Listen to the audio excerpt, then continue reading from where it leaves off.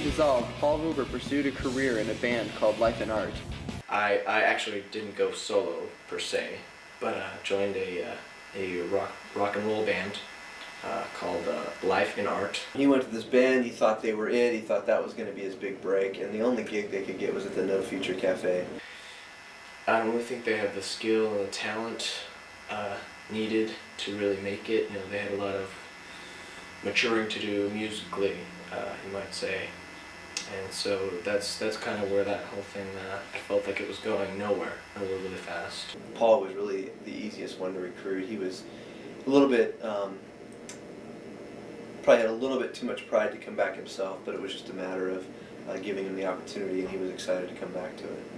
Jeremy Farup embarked on a mission to become the first solo drummer. My solo career, really, it didn't work out as well as I thought it was. I was supposed to actually make more money than I did. I had problems with people stealing my money and stuff, you know. I mean, this one guy just stole. He walked up and he looks at me and he's looking at me forever, and I'm playing, I'm smiling, I'm trying to be a good citizen and help this and give this guy some good music, you know. And then all of a sudden, this guy runs all my money, so I chuck my stick at him and chase him down and beat him up, you know. Called him back. We got himself some drum lessons, and he's doing well now. Chris Fong was perfectly content to return to his health food and just playing his guitar. I just went back to the health food store and started working again, playing my guitar afterwards like usual. And Chris went right back to the health food store, desperate for anything. He talked of management opportunities, but again, they didn't hire him back, and he basically just sat out front begging for food. And kind of took some time off and rediscovered my musical soul. Natasha Paniagua tried to fulfill her dream of being a prima donna.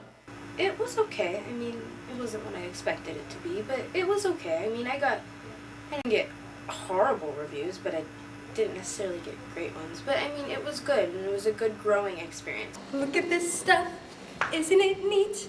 Wouldn't you think my collection's complete? Wouldn't you think I'm the girl who has everything? Look at these trophies.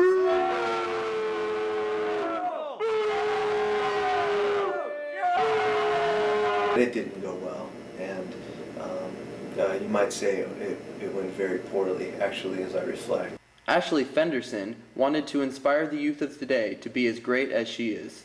After I had conquered, the limelight, had conquered the music industry, I realized I had a bigger obligation. Ashley became a teacher, feeling like that her best contribution to the world of music was to create more Ashleys. I hope to just pump out more prodigies into the world, to bless the world with music. The problem was, as she encountered people that were less talented than herself, she became frustrated and disgruntled. And frankly, I think I saved her before a horrible tragedy probably took place in a classroom somewhere and a conducting baton. Soon it was clear that their solo careers were not going to be as intended, and a reunion was in line.